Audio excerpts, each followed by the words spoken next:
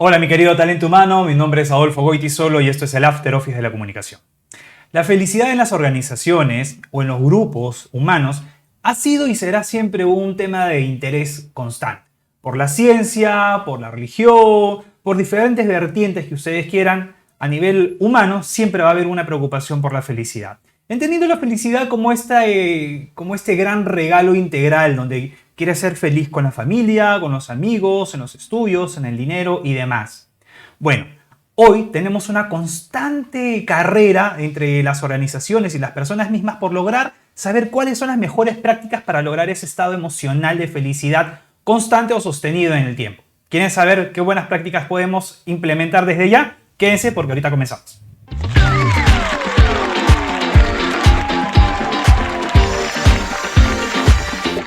Y para saber cómo propiciar la felicidad y el bienestar dentro de las organizaciones, hemos invitado a un gran profesional en el mercado. Su nombre es Alfredo Alfaro. ¿Cómo estás, Alfredo? Hola, Adolfo, ¿cómo estás? Buenas tardes, buenas con todos, con toda tu audiencia. Yo muy feliz de estar con ustedes, de acompañarlos en este tema muy interesante que se ha convertido en un no negociable en las empresas.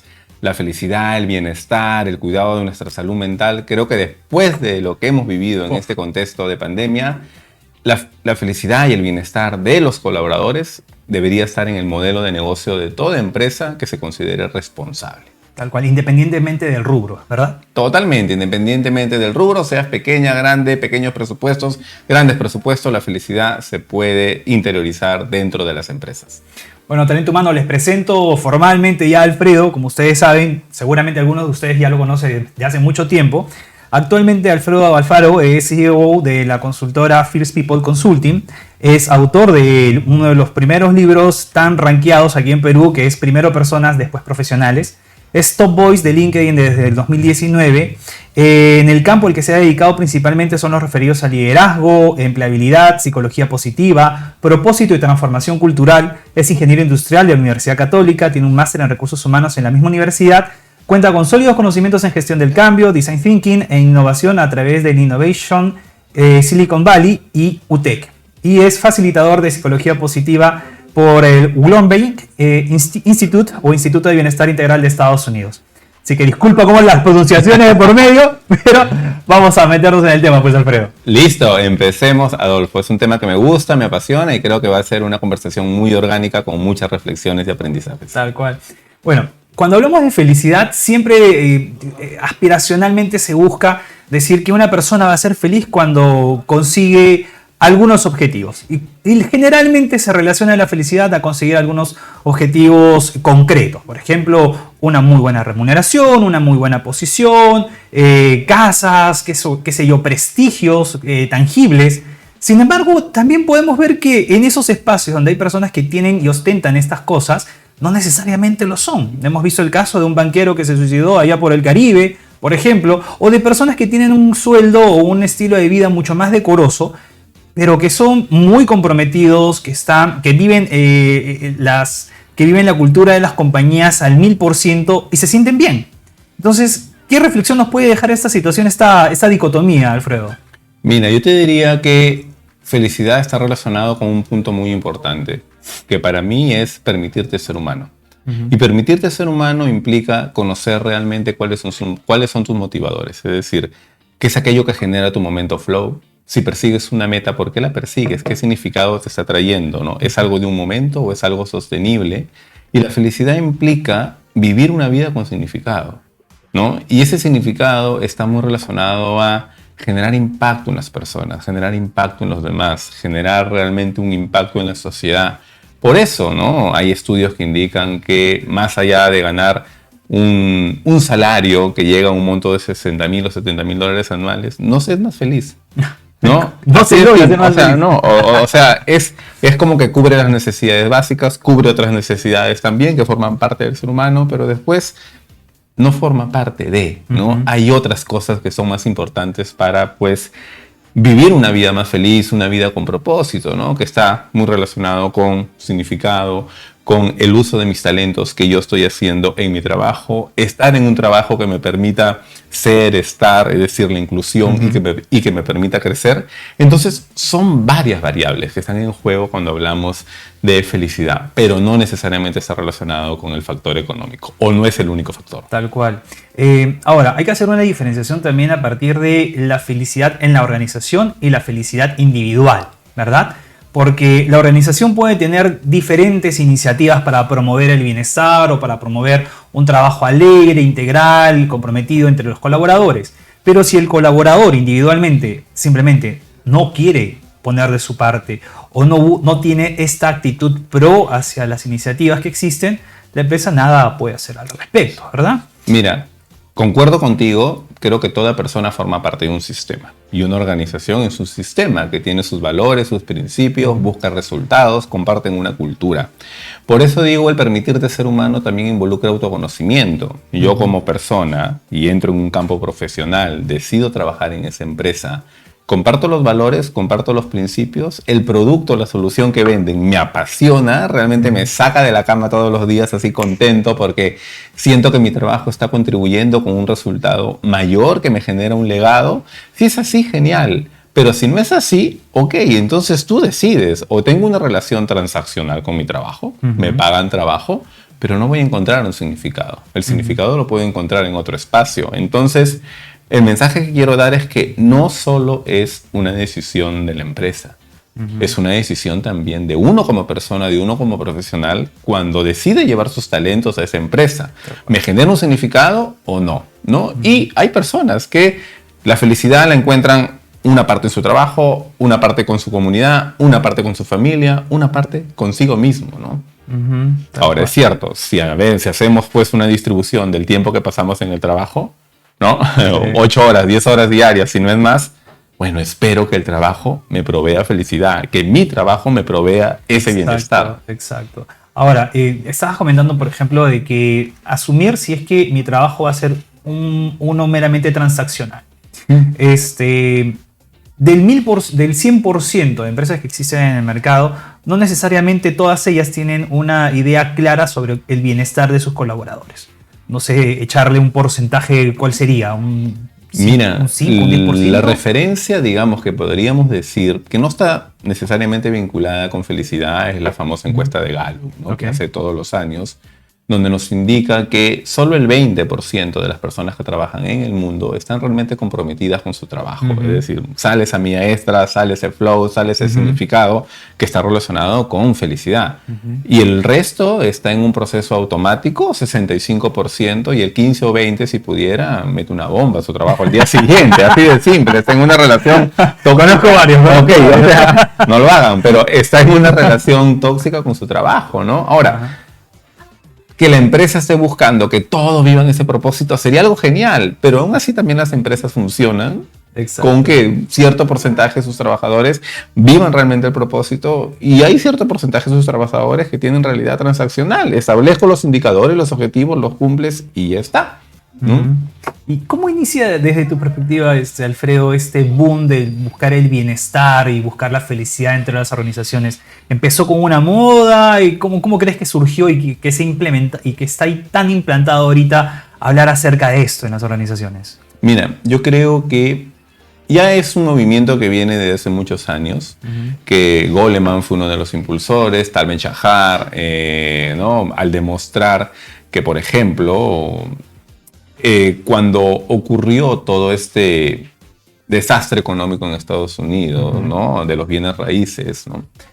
Las empresas empezaron a mirar, o la comunidad comenzó a mirar, oye, ¿por qué los ejecutivos actuaron de esta forma, ¿no? Es decir, dar préstamos a personas que no tenían presupuesto, etcétera, ¿no? Y la mirada saltó en, ok, el fin justifica los medios, esa es la mirada que tienen los CEOs, los ejecutivos. Y la segunda pregunta fue, ¿en dónde se están formando estas personas? Es decir, ¿qué escuelas de negocio nos están entregando a estos profesionales con esa mentalidad, ¿no? De solo el número, y no preocuparte por el impacto en la sociedad, por el bienestar de la comunidad? Y ahí fue cuando comenzaron a mirar a las escuelas de negocio top en el mundo. Y ahí fue cuando las escuelas de negocio comenzaron a replantear sus modelos y sus currículas, donde se ponga el tema de ética, el tema de bienestar, el tema de impacto en la sociedad. Y ahí apareció un movimiento muy interesante de Tal Ben-Shahar, donde con su clase de felicidad, de bienestar en Harvard, fue la primera clase que destronó a la clase de economía como uno de los cursos más solicitados. O sea, entonces lo que demostró es que había una necesidad muy fuerte por parte de las personas de explorar ese aspecto de la felicidad, el bienestar en su vida, porque sentían que trabajaban, pero no se sentían felices, no sentían que tenían un significado. Y ese movimiento pues comenzó a trasladarse a otros lugares, y en Perú yo diría que, a ver, creo que la pandemia reveló eso. Y creo que la pandemia reveló esa necesidad de provocar el bienestar, la felicidad. Del respeto hacia el otro, ¿no? Del respeto hacia el otro, pero también tiene que ver hasta con un contexto generacional, ¿no? Estamos con una generación que está provocando los centennials, ¿no? Y los millennials, provocando un mayor sentido en sus trabajos, ¿no? Un artículo de New York Times de este año, muy interesante, y lo cita en New York Times, no lo digo yo, ¿no? En enero de este año, que dijo: las personas están menos tolerantes con los jefes imbéciles. Así de simple, o sea, muy directo, pero es que es obvio, pues. Es que es obvio, creo, o sea. Sí, que creo que los jóvenes profesionales hoy tienen un espacio para elegir. Ya no existen estas empresas aspiracionales, sino lo que están buscando son estas empresas inspiracionales, ¿no? A las cuales llegar, que te dan un sentido a ti, con lo que te sientas satisfecho. Sabes que mis horarios se respetan, puedo trabajar 3 días en casa, 2 días aquí. Oye, permite que traiga mi mascota. Incluso esos pormenores que antes parecían alucinantes considerar dentro de los beneficios o el estilo de vida dentro de una compañía, hoy tienen un sentido muy profundo para los jóvenes.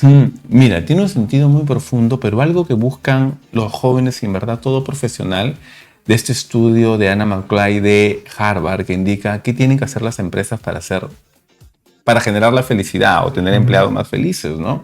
Y marcó 3 aspectos principales, ¿no? Uno, que tienen que tener una visión muy poderosa, ¿no? Y tienen que comunicarla, ¿no? Segundo, tiene que comunicar cómo es que la empresa va a llegar a cumplir esos objetivos, esa visión, esa misión, porque eso genera seguridad psicológica dentro de la persona. Estoy en un lugar donde está preparado para. Y el tercer punto es: dime cómo mi trabajo ayuda al cumplimiento de ese resultado más estratégico. Y eso me genera un sentido de pertenencia, eso me genera un espíritu de tribu, eso me genera que mi trabajo, por más operacional, táctico o quizás estratégico que sea, está unido a un objetivo mayor. Y eso incrementa profundamente en tu bienestar, en tu felicidad. Terminas tu jornada laboral sabiendo que estás contribuyendo con algo más grande, donde tu trabajo va más allá del trabajo. Ahora, qué importante es la manera en la que comunicas eso, ¿no? Porque tú puedes tenerla clara como líder y decirle a tu gente: chicos, ustedes están dando lo mejor para llegar a estas comunidades, para llegar a estos sitios tan alejados y generar un cambio. Y te van a quedar mirando y ya, sí, pues, claro, ajá. Pero, y es ahí donde viene el tema de cómo los líderes pueden llegar a ser tan cercanos a la gente para poder lograr esos cambios. No basta con simplemente decir algo que aprendes de papurrita y que te lo da el área de comunicaciones, sino más bien cómo llegas a tener esa conexión con la gente y lograr esos cambios. Mira, cuando trabajamos programas de bienestar con las empresas, un factor importante es la relación líder-liderado. ¿Sí? Si el líder no tiene esas capacidades de poder inspirar, de poder movilizar los talentos del equipo, ¿no? De realmente comprometer, por más que se hagan muchas intervenciones, el día a día de la persona que lo vive con su líder, pues no va a generar, ¿no? O sea, no va a generar ese compromiso. Un estudio de este año del impacto del comportamiento con las relaciones después de pandemia, cómo ha cambiado, ¿no? Siempre nos han dicho que la empatía, hay que ser empático, ponerme en el lugar del otro, etc. Es lo que nos han vendido y está bien. Pero después de lo que hemos vivido, en la escala de comportamientos va de la pena, la simpatía, empatía, y hay un último componente que es algo que hoy está entrando con mucha fuerza en los estilos de liderazgo, que es compasión. Es decir, tienes que ser compasivo, tienes que preguntarte, estoy aquí para ayudarte. Ya empaticé contigo, ahora tengo que hacerme la pregunta, ¿cómo te puedo ayudar? Tal cual. Porque como todo cambia, vivimos en un constante cambio, ¿sí? El líder de la semana pasada no necesariamente tiene que ser el líder de esta semana, porque cambió. Entonces yo tengo que preguntarme cómo te puedo ayudar, cómo estás realmente. No solo cómo estás, sino cómo estás, ¿no? Realmente. Entonces los líderes tienen que tener esa capacidad de, sobre todo para generar ese bienestar, esa felicidad, de comunicar hacia dónde vamos, ¿no? Exacto. ¿Qué necesito de ti? ¿Cómo te puedo ayudar? ¿No? Pero lastimosamente, lo dice Simon Sinek, casi el 80 o 90% de las comunicaciones en las empresas se basa en el qué. No exploran ni el por qué, ¿no? Ni el cómo deberías hacer esto. Exacto. Entonces, ahí hay un factor muy importante, ¿no? Y creo que viene un gran reto para las empresas, porque por tema generacional, en los próximos años vamos a tener millennials liderando centennials. Y si el millennial no está preparado, ¿qué es lo que va a suceder? Exacto. ¿No? Sí. Es interesante lo que me comentas acerca de la compasión, porque es casi inverosímil ver que las cosas que eran tan básicas y tan bien entendidas hace cientos de años, que ya muchas religiones, que ya muchas orientaciones filosóficas difundían desde hace cientos de años, se estén cobrando ahora relevancia y pareciera como si fuese un descubrimiento. Escúchame, ya lo sabían los budistas hace más de 1500 años. Ya se sabía que la compasión ayudaba precisamente a generar este crecimiento social. Pero ahorita es la compasión. ¿No? Es la compasión. Hay otro concepto muy nuevo que se llama el mattering, es decir, generar significado en el trabajo, ¿no? Y que ya, como ya hemos conversado, muy fácil cómo el trabajo de esta persona impacta, ¿no? En el resultado mayor. Y es labor del líder comunicarlo, es labor de la organización, de las áreas de comunicaciones, decirle tu presencia es importante, sin tu presencia no podríamos lograr esto. El impacto que estamos generando en la sociedad es gracias a tu trabajo. Pero si la persona no percibe eso, ese bienestar, esa felicidad, ¿no? En alguno de sus componentes, no está calando. Tal cual. ¿Con qué argumentos podríamos hacer consciente a un líder de la necesidad, o a un CEO, de la necesidad de poder hacer mediciones del clima, pero sin que esto sea una iniciativa de recursos humanos? O sea, que lo tome realmente, que se vuelva propietario de este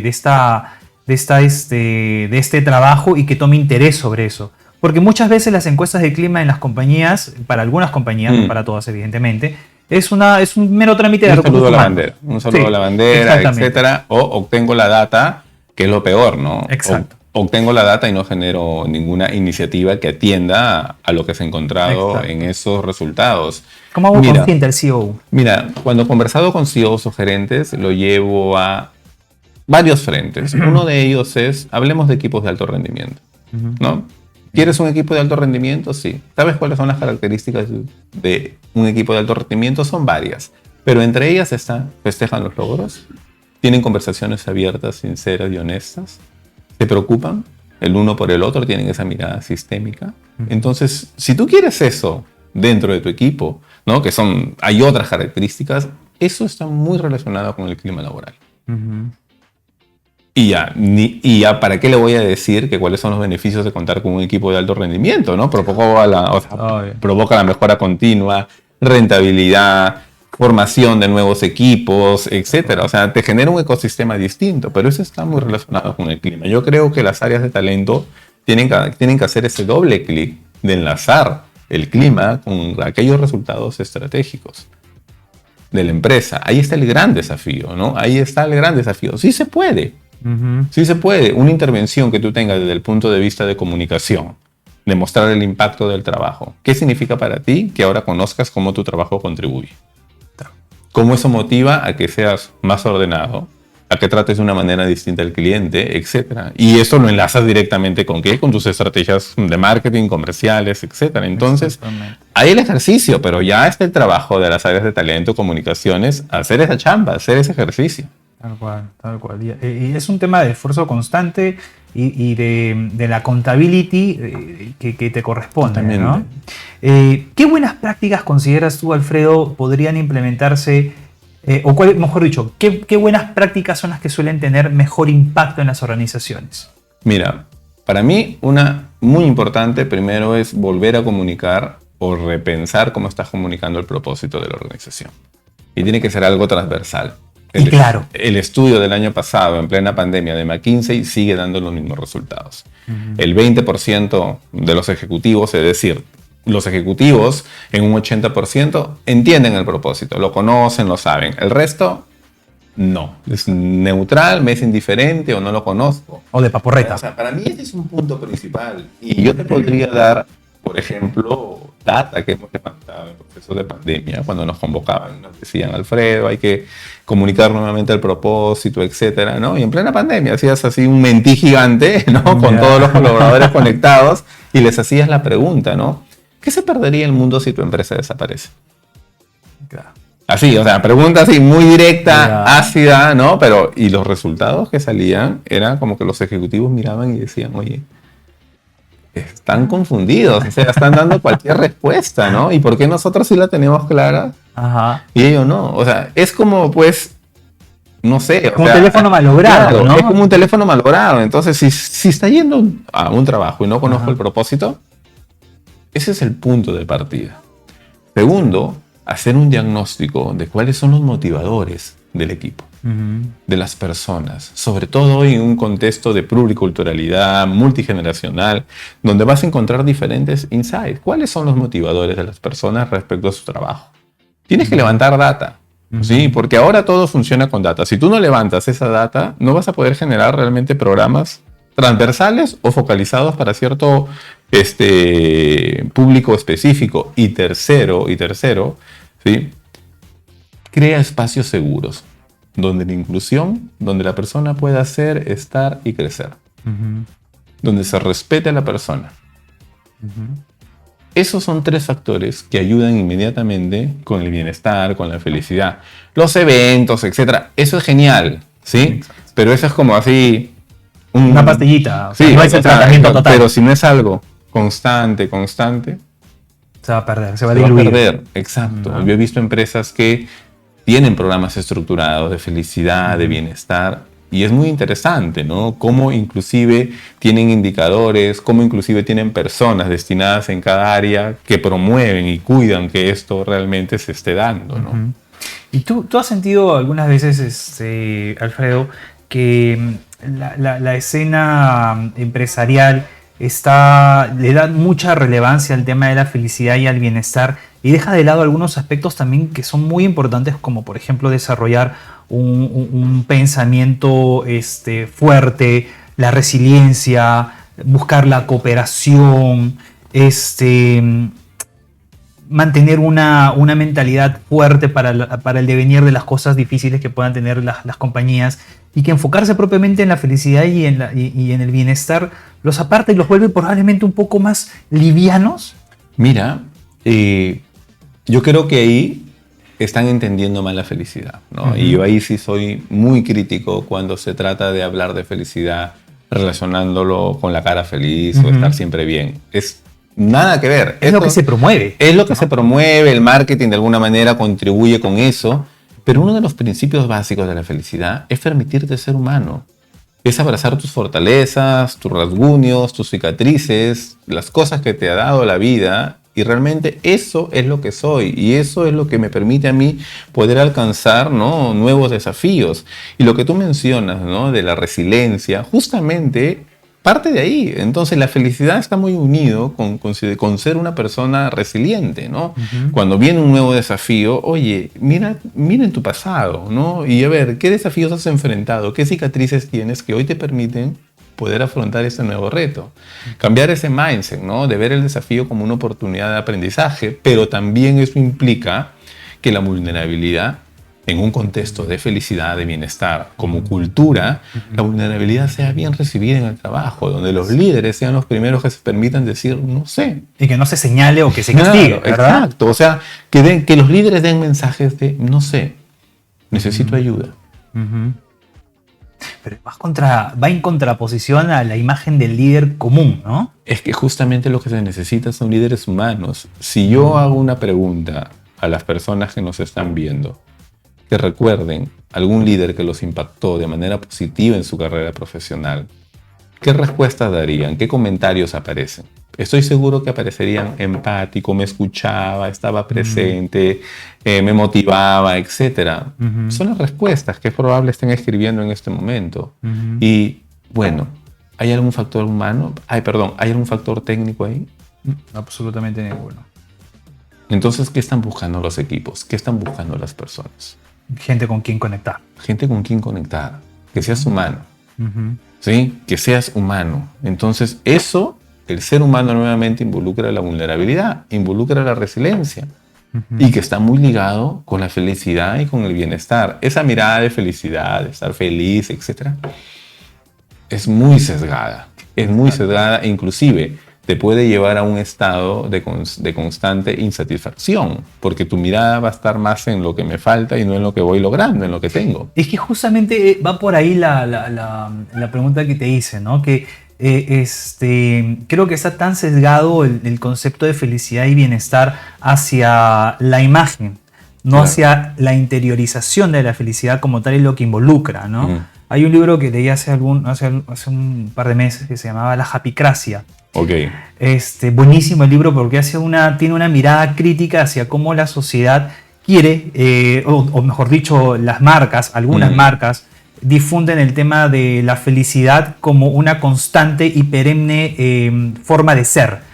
Y es imposible ser feliz todo el tiempo. No. Es imposible. Es O sea, imposible estar en un estado de bienestar constante. Y qué aburrido. Exactamente. Entonces, No, imagínate, o sea, claro, estar con una sonrisa pintada todo el día. Los dramas son necesarios, ¿no? O sea, y dentro de las empresas también, porque el drama es lo que, o los problemas es lo que te permite crecer. Exacto. Y cuando Claro. tienes problemas te vuelves vulnerable y te vuelves Claro. real, ¿no? Te vuelves una Totalmente. persona palpable, ¿no? Claro. Y alrededor de eso, obviamente, se desarrolla todo este libro con una crítica mucho a las películas, a las series y la búsqueda de la felicidad y los programas de liderazgo donde te dicen, tú tienes que ser feliz, tienes que ser positivo, constante, ¿no? Oye, tengo que ser feliz, tengo que ser feliz, tengo que ser feliz. Y tienes esa neura constante, ¿no? No, y mira, yo provocaría más que felicidad, hay que ser optimistas realistas. Exacto.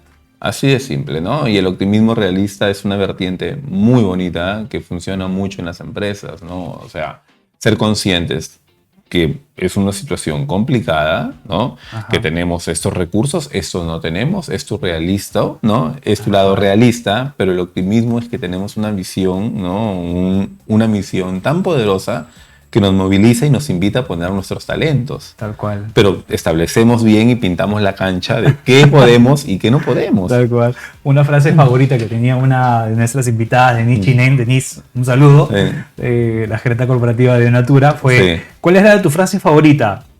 Es lo que hay. Entonces, con lo que tienes, ¿puedes ser feliz? También lo puedes hacer, ¿verdad? Entonces, no es que tengas que estar constantemente pensando en lo que te falta, sino ¿qué haces con lo que ya tienes para continuar? ¿no? Sí. Y romper la cultura de la inmediatez. Uh-huh. ¿Sí?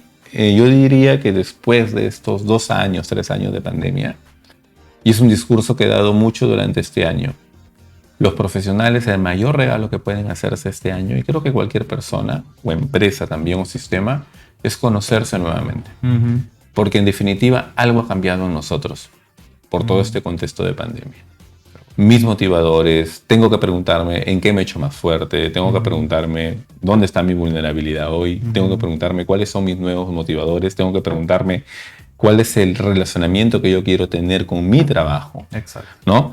Y con toda esa información empezar a construir, porque la felicidad está unida también con estar persiguiendo metas, pero metas desde un optimismo realista, Tal cual. de tener un norte, pero vamos, desde mi experiencia, ¿sí? Dando conferencias en temas de felicidad o en temas de propósito, Estamos ya entrando a la etapa, digamos, velocidad crucero del año, pero también la de mayor autocrítica, porque empiezo a mirar mi 2022 y me doy cuenta que no he avanzado. Me doy cuenta, ¿no? Que no he llegado a mis metas. Me doy cuenta que hay metas que dejé postergadas en el primer trimestre. Y son las conversaciones que fluyen, ¿no? En esos últimos 3 meses. Pero la pregunta era, ¿y esa meta que te planteaste en enero, por qué te la planteaste? ¿Realmente la querías? ¿Pasaste por un proceso crítico de autoconocimiento y decir, ¿realmente me quiero comprometer a esto? Mira, estamos septiembre, dentro de poco entramos octubre, noviembre, diciembre. No empiecen a hacer a plantearse los propósitos el 25 de diciembre o el 30. Pueden empezarse a preguntar qué cosa es lo que desean para el próximo año desde ya. Exacto. O sea, ya pueden empezar a construir eso, ¿no? Y es algo, mira, hay un libro muy interesante de Greek, de Angela Duckworth, que hizo el estudio de qué hacía que las personas profesionales, ejecutivos, deportistas de élite sean exitosos, ¿no? Y encontró 3 variables principales. Encontró una pasión, ¿sí? Por lo que hacen, pero la pasión viene de un autoconocimiento, de decidir esto sí y esto no, esto me moviliza, esto no, de abrir conversaciones contigo mismo, con el sistema y realmente construir esa pasión. Segundo, la disciplina. Así de simple, ¿no? Esa automotivación, ese un día a la vez, ¿no? Esos hábitos atómicos que te permitan realmente ser disciplinado. Y el tercer componente es significado. En todo lo que hacían, les generaba un gran valor porque sabían que estaban construyendo algo más grande. Que cada día ponían una piedrita. Así de simple. Entonces, yo me pregunto, ¿no? Hoy, los profesionales, ¿cómo está su pasión? ¿Cómo está tu disciplina? Y de ahí podríamos hablar mucho, ¿no? Tal cual. ¿Sí? Y el significado. Qué dolor, ¿ah? Pero son conversaciones que no podemos postergar. En esta semana leí un libro de autoconocimiento, así, que hablaba, ¿no? De los dolores que enfrentan las personas en su carrera profesional y de cara a la felicidad, ¿no? Los primeros dolores vienen a los 25, 26 años. Cuando estudiaste tu universidad, tu instituto, y después de 3 años te das cuenta que, oye, no era el mundo que yo esperaba. No era tan glamoroso. Estoy en un trabajo que me paga bien, ¿no? Pero no me genera una mayor felicidad. El segundo quiebre viene después de los 40, cuando ya estás entre el ser y tener, y ya estás buscando... Ya estás agarrando carne, ya estás buscando el ser, ¿no? Y es cuando las personas quieren dar sus mayores quiebres profesionales, pero también no se atreven a hacerlo porque ya hay responsabilidades que no tenías cuando... 20, ¿no? Y son las conversaciones más duras que yo tengo con profesionales. Y quizás lo que voy a decir va a ser chocante para muchas personas, ¿no? Porque me dicen, Alfredo, es que mis hijos, ¿no? Mi familia, y conversando mucho con ellos, porque cada caso es particular, les digo, pero ¿te has puesto a pensar en qué mensaje le está dando a tu hijo adolescente? Es decir, que sacrifique su sueño cuando él esté en una realidad, quizás de acá 15 años, porque que tú ahora des el todo por él, por ellos, no garantiza que ellos cuando tengan 43 no estén en la misma situación que tú. Exactamente. Hay un libro que es el libro tibetano de la vida y la muerte, que es apasionante, ¿verdad? Y en él menciona que, bueno, este libro sirve mucho para las enfermeras que se encargan de velar a las personas que están en sus últimos momentos de vida. Y una de las cosas que relevan es justamente el arrepentimiento, ¿no? Sí, el arrepentimiento. Él hubiera hecho esto, exacto, me hubiera alejado, lo hubiera emprendido. Y es triste que en los últimos momentos de tu vida tengas esa revelación, ¿no? Mira, justo ese tema fue uno de los TikTok que tuvo más ahí, ¿no? Porque Bronnie Ward, ¿no? Bronnie Ward, si no me equivoco, fue la enfermera que acompañó en todo este proceso a personas en estado paliativo y recopiló todos aquellos lamentos antes de morir, ¿no? Entonces, su libro Los 5 lamentos antes de la muerte. Y el primero era justamente eso, ¿no? Ojalá hubiese he hecho todo lo que hubiese querido y no lo que la sociedad esperaba de mí. Y venían otros lamentos, ¿no? Que está relacionado también con ese libro de Tal Ben-Shahar que habla de, se me fue el nombre, de la felicidad, una vida perfecta no te hará más feliz, ¿no? Okay. Y unido también, solo para ver cómo se une todo, al estudio de felicidad más largo en el mundo, que fue liderado por Harvard y sigue vigente, más de 75 años, y el estudio sigue acompañando a personas de primera, segunda y tercera generación para encontrar los patrones de aquellas personas que se sienten más felices, ¿no? Y copiar esas prácticas. Exacto, que tienen. y copiar esas prácticas, ¿no? Y uno de los factores principales era audito la calidad de mis relaciones. Ajá. Es decir, eran personas que se preocupaban por cuidar, expandir y tener relaciones saludables con su comunidad, con sus amigos, con su pareja, con sus hijos, ¿no? Pero es que es curioso, pues, porque así como cuando uno ve ese estudio, dice, estas personas realmente al iniciar el mes se preguntaban con quién voy a agendar reuniones este mes, reuniones saludables, y lo cultivaban de esa forma, ¿no? Como la encuesta esta que hizo Bután para calcular el índice de felicidad. Es que justamente el impacto de tus relaciones impacta directamente en tu felicidad. Ajá. Otro factor era que estas personas siempre se estaban planteando metas. Se estaban planteando objetivos. Es ahí la... Tercero, personas que abrazaban su vulnerabilidad. Entonces, hay estudios, hay data, ¿no? Hoy, y no solamente es actual, ¿no? Es antiguo. No, es antiguo. Yo recuerdo el libro de Viktor Frankl, En búsqueda del sentido. Okay. Él ya hablaba de que todos los sobrevivientes lograban hacerlo en tanto encontraban un propósito de su vida. Totalmente. Al salir, ¿no? Entonces, hoy, hablar de felicidad y decir, oye, es la carita feliz, creo que se está faltando el respeto a instituciones, a estudios, a personas que realmente han dedicado décadas de su vida a estudiar sobre todos estos puntos, ¿no? Sobre la felicidad. Yo creo que esto meritaría un segundo programa. El tema es muy amplio. No, es amplísimo. Bueno, Alfredo, yo te agradezco por haber venido. No sé si les quieres, antes de pasar a un pequeño jueguito, no sé si les puedes dar una última reflexión a los líderes que nos ven sobre cómo promover prácticas que precisamente logren acercar a los colaboradores en sus compañías a un estado mental positivo o a un estado de convivencia colaborativa, ¿no? Y de bienestar. Yo creo que hoy los líderes tienen que abrazar la compasión. Así de simple. Tienen que preguntarse qué tipo de líder necesita el sistema hoy, ¿no? Y cómo yo podría contribuir realmente para ayudar a esa persona que hoy está depositando su confianza en mi liderazgo. Es el mensaje que yo daría. No están esperando de ti realmente grandes cosas. Pregúntate qué hacía ese líder por ti, que te formó y que hoy le agradeces mucho porque gracias a él o a ella llegaste a ser la persona que eres hoy. ¿Qué hacía por ti? Lo mismo espera tu equipo de ti. Buenísimo, Alfredo.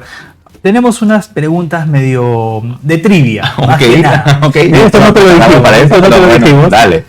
Quiero que elijas 5 números entre el 1 y el 50. Ok, 3. 3. Si dirigieras una película, ¿a qué género pertenecería? Ficción. ¿Qué nombre le pondrías? ¿Qué nombre le pondría?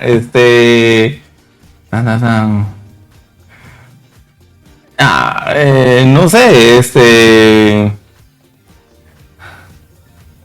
Tómate un café contigo. Está bueno. Sí. Puede ser un nombre para un próximo libro, ¿ah? Un próximo libro. ¿Qué otro número? El 15. Ya está tomado. El 12. El 12. ¿Qué superpoder quisieras tener? ¿Y por qué? Wow, ¿qué superpoder me gustaría tener?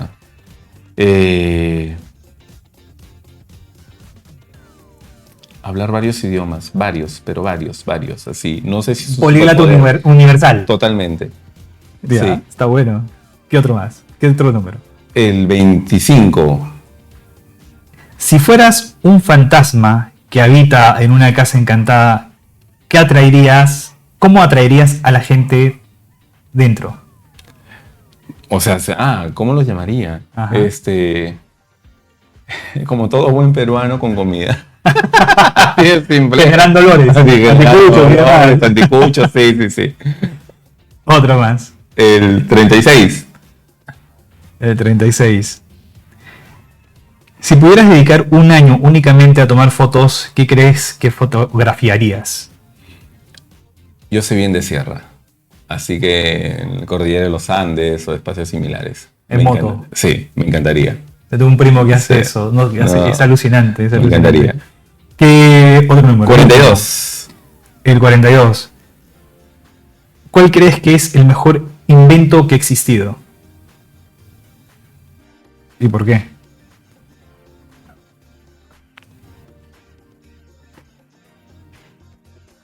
Las redes sociales. Ayuda a conectar gente, ¿no? Puedes impactar a 1 millón de personas. Y si aquí me das 30 segundos, creo que tanto tú como yo y las personas que nos están siguiendo, que tienen internet, o hemos tenido la oportunidad de ir a un instituto, a una universidad o leer un libro, ¿sí? Ya nos pone en una situación privilegiada. Hay mucha gente que no puede. Sí. Y es algo que yo provoco mucho. Algo que tú aprendes, compártelo. Y hoy tienes las redes para poder hacerlo. Y puedes impactar a miles de personas o a una persona. Ya con Es eso- injusto o hasta egoísta que todo ese conocimiento quede solo en tu cabeza, quede en tu cuarto, quede en tu oficina cuando tienes la oportunidad de poder compartirlo. Para mí las redes sociales es algo que puede ayudar mucho Sí. desde el conocimiento. Excelente, Alfredo. ¿Cómo te seguimos? ¿Cómo te siguen? ¿Cómo te pueden seguir? En redes, en LinkedIn, la red principal, como Alfredo Alfaro, y ya incursionando desde hace varios meses en TikTok e Instagram, igual como Alfredo Alfaro. Te tengo que seguir. Muchas gracias por haber Gusto, venido. Adolfo, Bueno, muchísimas gracias, nos un vemos. gusto.